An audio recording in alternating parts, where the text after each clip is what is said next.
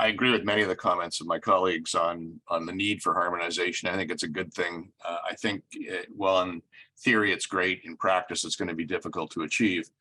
Territoriality of national governments, basically, even with treaties, takes precedence over those treaties. We've had a number of instances in the trademark front where, notwithstanding treaties we have, whether it be NAFTA or CUSO or whatever it is, if it's any inconsistency with Canadian legislation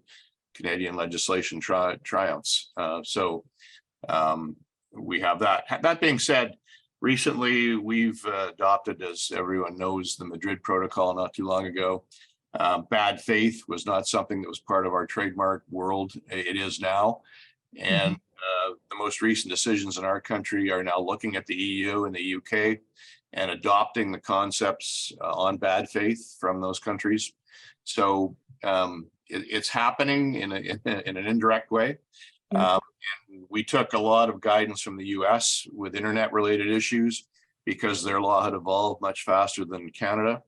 So when I was a lawyer, we rarely looked at foreign jurisprudence as being anything meaningful. In the last 10 years, that's changed drastically. We now look at the US, we look at the UK, we look at Australia, Europe. And so it's, I won't say creeping in, but it's certainly influencing Canadian decisions more than it ever has before. I don't agree that we don't need stronger and better treaties. I think we do. I think whether they're multinational or bilateral, we need to strengthen international treaties and obligations where we're not going to see any harmonized result in terms of marks around the world. I would completely agree with what Michael said, and it's really my personal position that we have a kind of harmonization, finding the thresholds for maybe a legislative that is already in place. So let's say we have here in Europe the Digital Single Act, the DMA, etc. There are it's in the UK, but or the United States, but we are searching for the limits and the thresholds. And here it is, in my view, very important to see what is possible and feasible as harmonization by judge-made law. So as Michael just mentioned, for the bad faith, it's really one of the situations where bad faith normally should be more or less the same globally. It's same economics, same laws.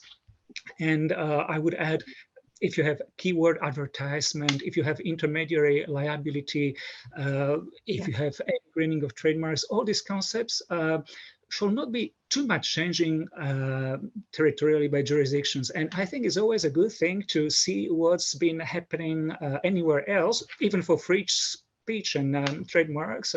It's often the case. We look what was done in the United States. Maybe there are a little bit more open on the freedom of speech in this part of the area of law, but still technically it's very similar and it has an impact. And therefore I think it's not only about treaties, but maybe to have open access to the leading cases to make each other's opinion. We have here cases from nowhere, from different, even very, very small cases, which can influence, in principle, the trademark law. When I had to decide on a case, I would always, and there are very compelling arguments on both sides, similarly.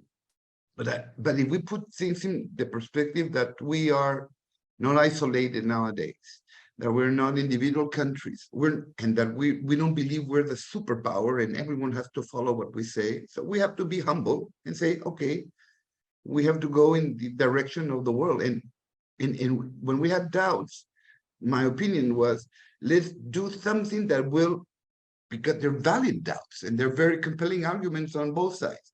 What creates trade? What creates investment? What is better for consumers?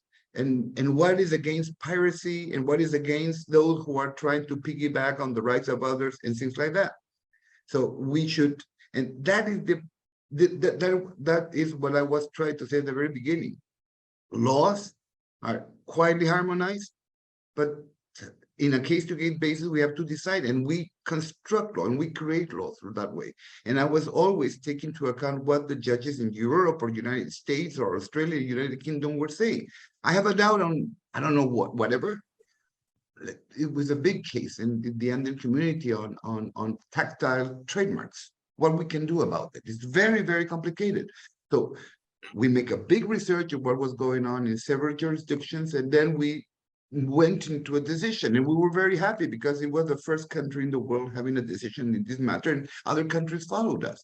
And it was a judge-made approach. We finally decided what to do on this matter. So this is what I can tell about it.